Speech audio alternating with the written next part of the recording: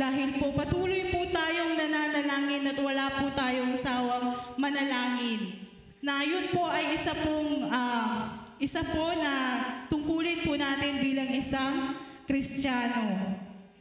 Ayan. Meron po akong tanong po sa inyo bago po tayo dumako po sa ating mensahe po sa umagang ito. Sino po dito yung may cellphone? Ayan, may cellphone. Ay, wala kayong cellphone? Kinuha na daw kasi sinusurrender yung mga cellphone. Alam niyo po, ano man po yung brand ng cellphone ninyo, ito man ay Android o kaya iPhone, ay, pare-pareho lang po yan na kapag yan ay ginamit mo buong araw, anong mangyayari? Malulowbat. At kapag nalowbat, wala ka na pwedeng gawin doon. Hindi mo na siya magagamit. So anong gagawin mo? Kukunin mo yung charger, i-charge mo, i-connecta mo siya sa electricity nang sa ganun ay magkaroon siya ng signal at magkaroon siya ng battery at magamit mo uli. Ganun din po ang buhay po natin. Para po itong cellphone na kapag dumadating po tayo sa point na tayo po ay nalulowbat and kailangan po natin ng charger para kumonekta po, kanino po? Sa ating Diyos, ng source po ng buhay po natin. Amen po ba? Yung charger po, ayun po yung panalangin, yung prayer po natin. Yun po yung nagsisilbing charger po natin. Bakit po kailangan po nating manalangin? Kasi po, tayo po ay limitado. Tayo po, we humans are limited. Limitado po tayo. Limitado po yung lakas po natin. Kapag po tayo po ay nagtrabaho sa buong araw, napapagod ka. Kapag ikaw ay nagturo buong araw, napapagod yung lalamunan mo. Kapag nasa computer, ang buong araw mapapagod yung mata mo. Ano man yung ginagawa natin sa buong araw, kahit nga nasa bahay ka, kapag ginagawa mo yung mga gawaing bahay, napapagod ka. Kahit nga nakaupo ka nga lang sa opisina, di ba nakakapagod? Kaya nga, naalala ko nung Monday, nag-leave ako kasi nagkasakit ako. So meron akong iniindang sakit dito sa lower back ko and nag-leave po ako. Sabi ko baka kailangan ko ng pahinga. Kaya lang nung hindi po ako pumasok sa trabaho, nasa bahay ako, sabi ko ba't parang mas pagod ako dito sa bahay kaysa nung nasa work ako. Kasi hindi po biro din yung gawaing bahay. Nakakapagod po. Kasi po wala pong naiiwan minsan sa bahay po namin. So talagang kahit na meron po akong iniinda, pinilit ko pa rin po na maglinis at magluto. Pero God is good. Kasi siya po yung nagbibigay po sa atin ng kalakasan. Even yung ating pong kaisipan, yung talino po natin. Gaano ka man karunong sa math, gaano ka man katalino sa school mo, limitado lang din po tayo. Hindi po natin kayang ipaliwanag ang lahat po ng bagay po na nangyayari po sa atin. Maging yung kakayahan po natin. Sa ngayon, malakas po tayo, yung ability mo, pero limitado lang din po yan. Hindi po lahat ng problema ay kaya po nating solusyonan. There are problems that out of our control. Kaya po, limitado man po tayo, pero ang good news po, ang Diyos po na pinaglilingkuran po natin, kahit kailan ay hindi napapagod. Ang kanyang karunungan ay walang hanggan. He is powerful. He is our limitless God. Kaya nga napaka-importante po sa atin na nananalangin po tayo. Kasi tayo po bilang tao, yun po yung nature po natin na tayo ay limitado. Pero sabi nga natin that God is our limitless God and He is powerful. Kailangan po nating palaging kumonekta sa Kanya. Amen. Nang sa ganon, yung limitasyon po natin, si Lord ang magbibigay nun ng kalakasan, si Lord ang magbibigay sa atin ng karunungan, at si Lord ang patuloy na magbibigay po sa atin ng kakayahan, ng ability, nang sa ganun magawa po natin kung ano yung ipinapagawa po ng Diyos sa buhay po ng bawat isa sa atin. Ayan. Ano nga po ba ang nagagawa ng prayer? Alam niyo po ba that prayer breaks limits or limitations in our life? Una po dyan, prayer breaks the limit of human weakness. Tayo po na mga tao po ay mahina. Totoo po yan. Kaya nga po sabi ni Jesus sa Matthew 26 verse 41, watch and pray so that you will not fall into temptation. The spirit is willing, but the body is weak. Sinabi ni Jesus sa mga disciples niya, watch and pray. At sinasabi din ng Diyos po sa atin, watch and pray. Kaya sabihin po natin sa katabi natin, watch and pray. Ayan, ito po yung time po na si Jesus po ay pumunta po sa Gethsemane.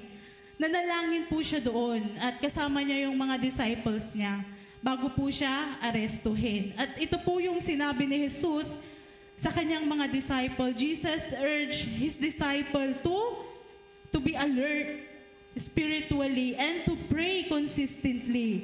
Tayo po ba, nananalangin po ba talaga tayo palagi? O nagiging 911 na lang po yung prayer life po natin?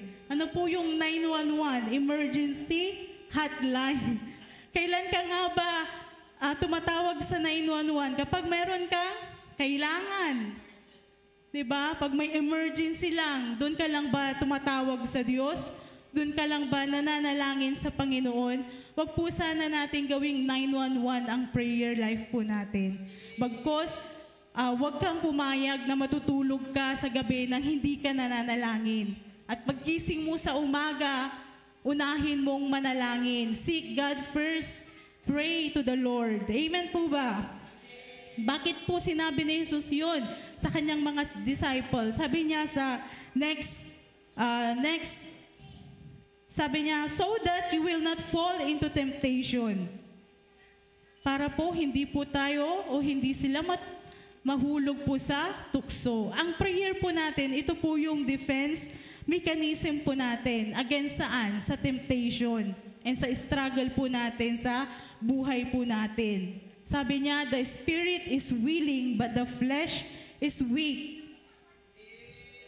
Yung espiritu natin ay willing pero yung katawan natin ay hindi. Bakit? Kasi itong katawan po natin, it is prone.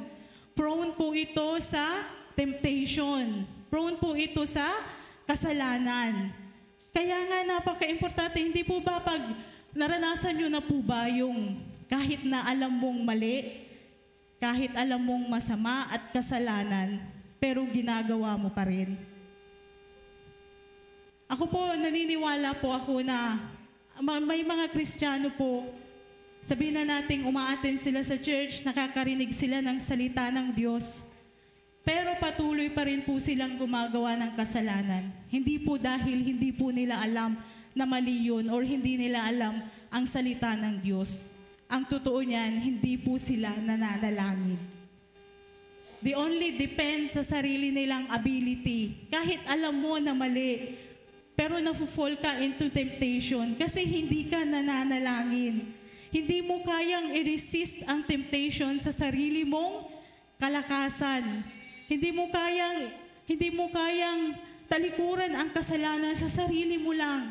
You need the Lord. You need God. You need the Holy Spirit. Because I believe when we pray, God moves. And when we pray, the Holy Spirit works in us. Kaya napakahalaga po na tayo po ay nananalangin. And yung binasa po natin na verse kanina sa Matthew 26 verse 41, dito natin makikita no, yung human effort, yung effort po natin ay hindi po sapat. Yung ability natin ay hindi po sapat to resist temptation and even to endure hardship po sa buhay po natin. Kagaya ni Peter, nung siya ay, di ba, nung Last Supper, sinabi ni Jesus sa kanya, i-deny mo ako. Pero sabi ni Peter, hindi, kahit kailan hindi ko yun magagawa sa inyo. Pero anong nangyari? ginawa niya. 3 times he denied Jesus. Even though yung intention natin ay maganda, without the help of God, kung hindi tayo mananalangin, we will fall into temptation. Kaya napakahalaga po na tayo ay manalangin. Ang panalangin po natin ay hindi lang po tayo nananalangin dahil ito ay ritual na ginagawa natin na kailangan nating manalangin para, Lord, thank you Lord, amen, kanto laba, so pikakasi tayo. Pero ang prayer po natin, ang purpose po kung bakit po tayo nananalangin, because it is our strongest weapon. Yun yung strongest weapon po natin against temptation, against sa kung ano man ang plano ng kaaway sa buhay natin. Kaya dapat po tayo ay manalangin. When we pray, God gives us strength to resist temptation, even clarity in confusion, and peace in pressure, and even endurance in times of trials. So kahit si Jesus, siya ay nanalangin sa Gethsemane. Kung nabasa na po natin yung Bible sa New Testament, makikita mo doon na walang sawang nananalangin si Jesus.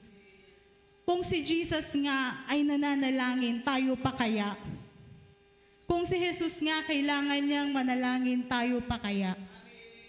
So kailangan po nating manalangin because we humans are weak and we need God in our life to give us strength. So yung prayer po, ang prayer po natin, it doesn't depend kung gaano po tayo kalakas. Pero we pray because it depends on how God strong is. Kung gaano po kalakas at makapangyarihan po ang Diyos sa buhay po natin. Pangalawa po, prayer breaks the limit of circumstances.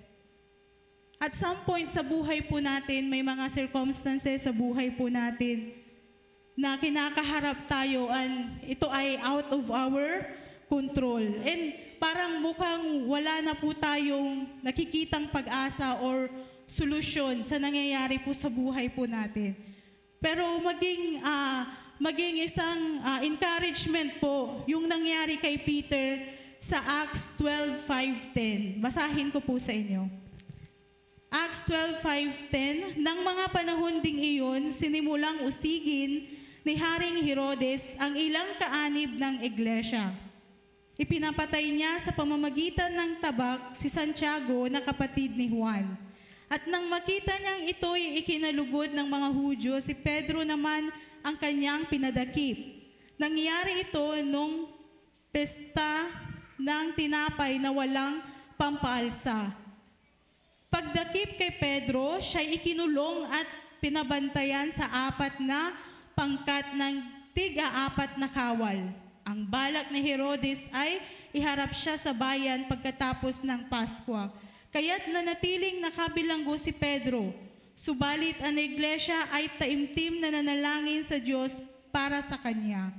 Nang gabi bago iharap ni Herodes si Pedro sa bayan, natutulog ito sa pagitan ng 2 kawal. Nakagapos siya ng 2 tanikala at may mga bantay pa sa harap ng pinto ng bilangguan.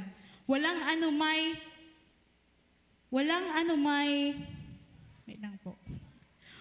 anumay, lumitaw ang isang anghel ng Panginoon at nagliwanag sa silid-piitan. Tinapik nito si Pedro sa tagiliran at ginising. Dali, bumangon ka, sabi ng anghel. Nakalag ang mga tanikala sa mga kamay ni Pedro. Magbihis ka at magsuot ng sandalyas, sabi ng anghel. At ganoon nga ang kanyang ginawa. Sinabi pa sa kanya ng anghel, magbalabal ka at sumunod sa akin. Lumabas at sumunod si Pedro sa anghel. Ngunit hindi niya alam kung totoo nga ang nangyayaring iyon. Akala niya'y pangitain lamang iyon. Nakalampas sila sa una at pangalawang bantay at nakarating sa pintuang bakal na labasan papunta sa lungsod. Ito'y kusang bumukas at sila'y lumabas. Pagkaraan nila sa isang kalye, bigla silang iniwan ng anghel. So kung mapapansin natin, grabe yung nangyari. Una, namatay si James na kapatid ni Juan, tapos dinakip si Peter, ikinulong siya. Makikita po natin doon kung gaano kasakit yung nangyari sa early church during that time.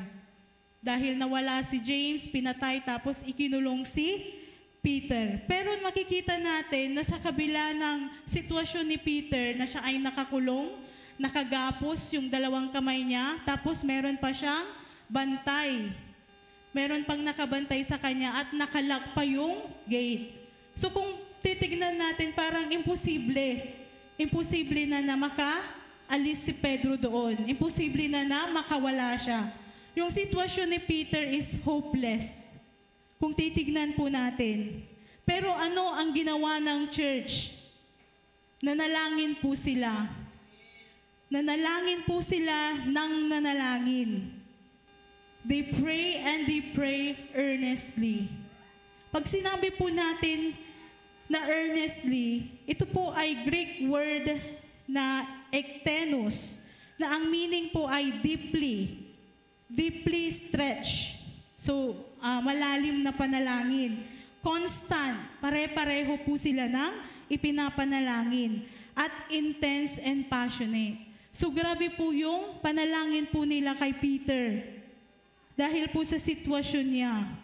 Yung prayer nila ay hindi lang po yung prayer na kay God bless you, yung prayer na simple lang, pero grabe yung prayer nila. It is a desperate and unified prayer. Nagkaisa po ang church. Kaya nga po napaka-importante, naalala ko po noon na meron pa po tayo ditong prayer and soaking.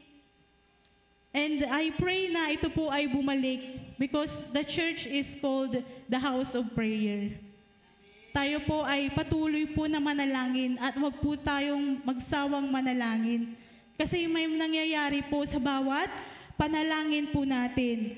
Kung titignan po natin, yung sitwasyon ni Peter, napaka-imposible na. Pero makikita din po natin doon sa nabasa natin na verse, kung papaano gumawa ng miraglo ang Panginoon upang siya ay makaalis. Una nating makikita is yung supernatural visitation. Yung angel ng Panginoon, siya yung pumunta kay Peter. Yung angel na yon, yung angel po pala natin, they are still active. And they respond when they hear the prayer of the people of God. Nananalangin po ba tayo? Kasi kung hindi tayo nananalangin, naboboring na po yung mga angel po natin. Wala na po silang ginagawa. Kaya manalangin po tayo. Pangalawa, yung tanikala ay naalis sa kamay ni Peter. Because truly that prayer breaks bondages sa buhay po natin. Ano man yung mga nakatanikala sa'yo, yan man ay kasalanan, ano man yung nakatanikala sa'yo, yung past mo, yung mga burdens na meron ka, kayang-kayang alisin yan ng Diyos. Pangatlo po na makikita po natin, kung narinig nyo po kanina habang binasa po natin, nakatulog po si Peter. So yung pangatlong miracle na makikita natin, there is peace in the midst of the storm. Kahit na po si Peter po ay i-execute na kinabukasan, nagawa pa rin po niyang matulog. No si kayo, antayo na patayan da kayo lang na buwas, makaugi kayo. Pero there is peace. There is peace. Kay Peter, nakatulog po si Peter. And yun po yung ginagawa din po ng prayer. There is peace of God na ibinibigay po ng Diyos po sa atin that will guard our hearts. And pang-apat po na makikita natin na miracle, the iron gate. Hindi po ba bumukas po siya mag-isa? Nung nakarating po sila at paalis na, kusang bumukas yung gate, the iron gate. And there was no key. Wala po silang ginamit na anumang susi. And dito natin, it reminds us sa Revelation 3:7, it says, What He opens, no one can shut. And what He shuts, no one can open. Kung ano man ang isinara ng Diyos, walang sino man ang makapagbubukas.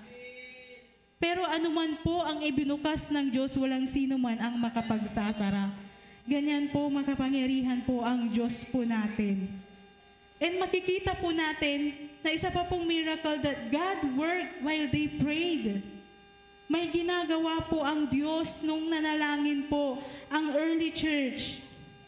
Kaya po, wag po tayong magsawang manalangin. Kung akala po natin wala pong ginagawa ang Diyos, meron pong ginagawa po ang ating Panginoon. Prayer is powerful because it moves the hand of God even we can't see it. Meron pong ginagawa ang Diyos. Amen. Pangatlo po, prayer breaks the limit of human understanding. Lahat tayo ay dumaraan sa mga sitwasyon na hindi natin maunawaan and it is out of our control. Sabi nga po natin kanina, mga pangyayari din na hindi natin inaasahan. May mga tragedy, may mga prayer tayo na matagal na hindi mo alam kung may katugunan ang Diyos o wala. Minsan akala natin ang Diyos ay tahimik or wala nang pakialam sa atin. Pero hindi po. Hindi po totoo yun. Meron pong kadahilanan po ang Diyos na hindi po natin kayang isipin or hindi po natin kayang unawain. Kaya napakahalaga po na tayo po ay manalangin at magtiwala sa Diyos. Sabi nga natin sa Proverbs 3:5, trust in the Lord with all our hearts and lean not on our own understanding. Hindi natin kailangan maunawaan ang lahat ng nangyayari po sa buhay po natin. Pero ang pinaka-the best po na gawin po natin ay ibigay yung buong tiwala po natin sa Diyos. Amen po. In Philippians 4:7, and the peace of God which transcends and all understanding will guard your heart and minds. Hindi po, kapag binigyan po tayo ng Diyos ng peace, when we pray, hindi po ibig sabihin nun na wala na po tayong problema, na wala na po yung conflict. But when God give us peace, yung presence po ng Panginoon, yun po yung nagpapakalma po sa atin. Na kahit po sa gitna ng ating mga pinagdadaanan, sa gitna ng storms ng buhay mo, nandoon pa rin na ikaw ay kalmado. Nandoon pa rin yung pagtitiwala mo sa Diyos. At naniniwala ka that all things work together for good. Peace is not found in the absence of problems, pero ito yung presence ni Lord. Kaya nga kapag tayo po ay nananalangin, hindi lang po tayo puro as ng as. O Lord, bigyan mo ko ng ganito, bigyan mo ko ng ganyan. The purpose po ng prayer po natin is to enter into the presence of God. Yun po yung purpose po ng prayer. Remember po si Abraham, nung binigyan siya ng promise ni Lord na siya ay magkakaanak. Grabe yung time na inantay ni Abraham para matupad yun, na mabigyan siya ng anak. Hindi nga nakapag-antay yung kanyang asawa at tinulungan na niya si Lord. Pero makikita natin dito na kahit na sa edad ni Abraham, pinangakuan siya ng Diyos na siya ay magkakaanak, still naniwala pa rin siya. And I believe that Abraham, during sa time na siya ay nag-aantay sa pangako ng Diyos sa buhay niya, siya ay patuloy na nananalangin. Dahil sabi nga natin kanina, limitado tayo bilang tao. Yung kalakasan natin and even yung pag-aantay natin, maiinip ka. Tama. Maiinip ka. Pero kapag ikaw ay patuloy na nananalangin, bibigyan ka ng Diyos ng kalakasan para antayin yung tamang panahon na ibibigay ng Diyos sa buhay mo. Siguro, tinatanong mo si Lord, Lord, ang tagal-tagal na. 30 years old na ako pero wala pa akong asawa. Lord, kailan kaya ako makakapasa sa exam? Ilang take na ako? Diba? Pero pag tayo po ay walang sawang nanalangin at nagtiwala sa Diyos, darating ang tamang panahon na inilaan ng Diyos para sa iyo. And remember also si Hannah. Si Hannah na nanay ni Samuel. Ayan. If we will remember the story of Hannah, di ba siya po ay hindi magkaanak. Siya ay asawa ni Elkanah at meron siyang dalawang asawa, si Penina at saka si Hannah. Si Penina po ay may anak, pero si Hannah ay wala. At patuloy siyang tinutot siya ng kanyang karibal. And sa mga panahon na yon na gustong-gustong magkaanak ni Hannah, grabe yung pain. Grabe yung nararanasan niyang pain dahil nga tinutot siya. Grabe yung prayer niya sa Panginoon. And during her prayer, nakita nga siya ni Priest Eli. Sabi niya, akala niya si Hannah ay lasing. Pero siya ay nananalangin. Grabe yung panalangin ni Hannah. Grabe yung iyak ni Hannah. And makikita natin na sabi niya doon sa verse 17, sa 1 Samuel chapter 1 verse 17, nung sinabi ni Hannah kung bakit ganoon na lamang yung kanyang pagpipray na para siyang lasing, in-explain niya kay Priest Eli, ang sabi ni Priest Eli sa kanya, go in peace.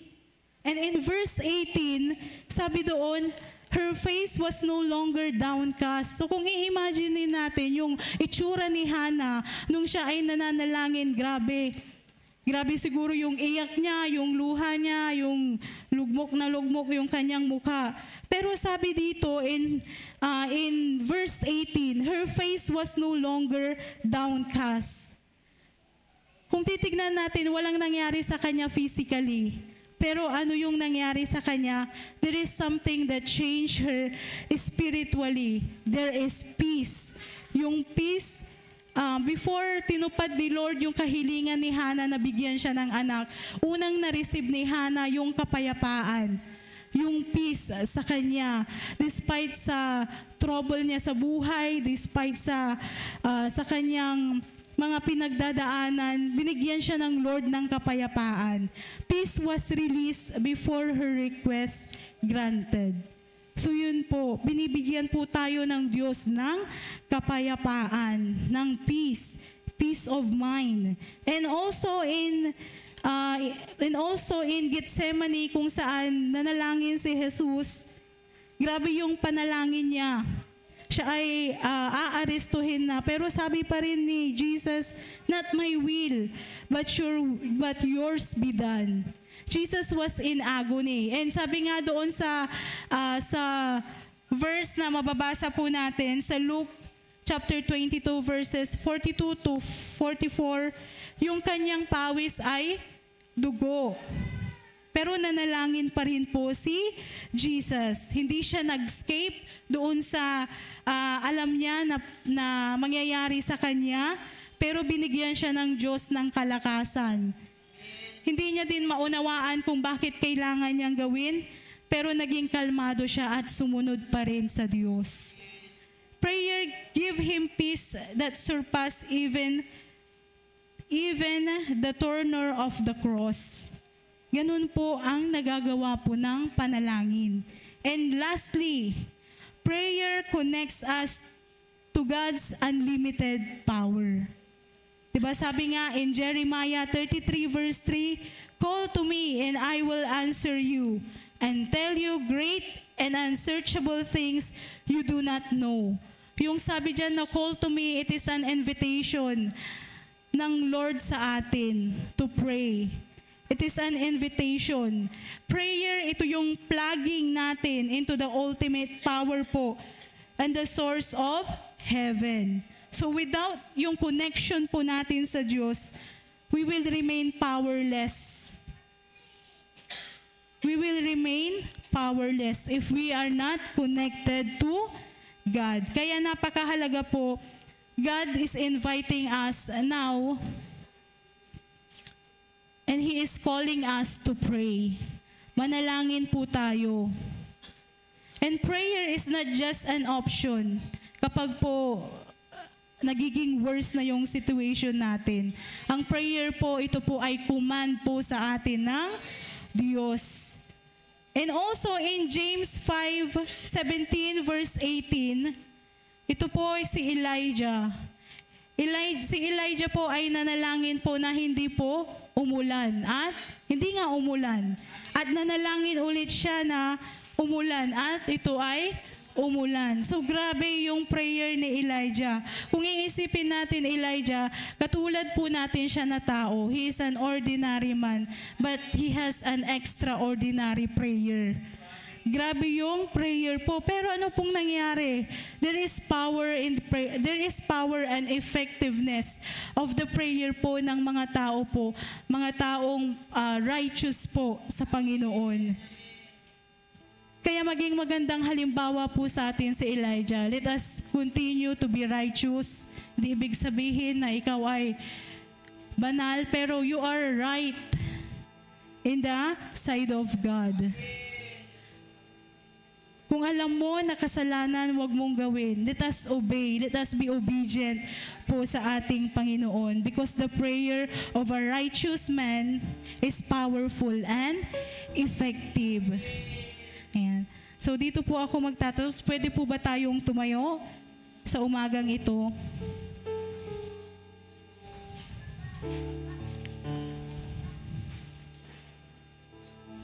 Alam ko po ang bawat isa po sa atin, there are limitations in our life. May mga kahinaan tayo, mga imposibleng sitwasyon. Hindi ko alam kung ano yung sitwasyon mo ngayon. Hindi ko alam kung anong nangyayari sa iyo. But God knows your situation right now. Alam ng Lord ang kahinaan din natin. Kaya God is reminding us to pray. Manalangin po tayo. Because there is power in prayer. When we pray, kapag tayo ay nananalangin, we acknowledge that we are limited and God is limitless. When we pray, nabubuksan ng Diyos yung mga pinto at nagiging posible po ang mga imposible. And sa panalangin, meron pong kapayapaan po tayo. Meron tayong kapayapaan kahit hindi mo maunawaan. May kapayapaan ka habang ikaw ay nag-aantay sa ipinapanalangin mo sa Diyos. At ang panalangin po, ito yung kumokonekta sa atin sa Diyos. Sa walang hanggang kapangyarihan ng Diyos sa buhay po ng bawat isa sa atin. Kaya pinapaalalahanan tayo ngayon ng Diyos na manatili po tayong nananalangin. Manatili po tayong konektado sa Diyos sa pamamagitan po ng panalangin. Yes, Lord God. Hallelujah, Lord Jesus. Thank you, Lord, for your word. Thank you, Father God. Thank you, Lord God. Maraming salamat po, Panginoon, sa paalala mo po sa amin, Lord God. Na bagamat kami po ay limitado, Panginoon, Ikaw po ay limitless God. Thank you, Lord, for the gift of prayer, Panginoon, na sa tuwing kami po ay nananalangin, we are connected to your unlimited power, O God. Lord, patuloy niyo po kami, Lord God, na turuan, Panginoon. Teach us, O Lord, na hindi po kami umasa sa sarili po naming kakayanan, sarili naming katalinuhan, sarili po naming kalakasan, kundi, Panginoon, patuloy po kaming lumapit sa iyo, Lord God. Lord, break every limits or barriers, Lord God, sa buhay po namin. Yung fear, yung doubts, yung weakness, yung mga bagay na akala namin, Lord God, ay hindi pwedeng maging posible, Lord God. At palitan niyo po ito, Panginoon, ng pananampalataya, Lord God. Kapayapaan, Panginoon. And we believe, Lord God, as we continue, Lord God, na nakakonekta sa iyo, Lord God, as we pray earnestly, Panginoon, Lord, there is victory, Panginoon. Hallelujah, Lord God. Thank you, Lord. Thank you, Jesus. We surrender, Lord God, everything into your hands, Lord God. Ang aming pamilya, Panginoon, even yung future namin, Lord God, na hindi namin alam, Lord God, kung anong pwedeng mangyari sa amin, Lord God. We surrender it to you, Lord God. And even yung struggle, Panginoon, na meron po ang bawat isa sa amin sa oras na to, Panginoon. Salamat, Lord God, dahil wala pong imposible sa iyo, Lord God. With men, Lord God, it is impossible, Lord God. But with you, Lord God, wala pong imposible sa iyo, Panginoon. Lord, sa aming pag-alis, Panginoon, sa bahay-sambahan na ito, Lord God, alam namin, Lord God, at bitbit namin, Lord God, ang kalakasan, Lord God, na patuloy niyo pong ibinibigay sa amin, Lord God. The unshakable peace, Lord God, and the deeper hunger, Lord God, in prayer, Panginoon. Lord, maraming salamat po, Lord God, sa umagang ito, Lord God. Thank you, Lord. Thank you, Father God. All glory belongs to you, Lord. In Jesus' name, amen and amen.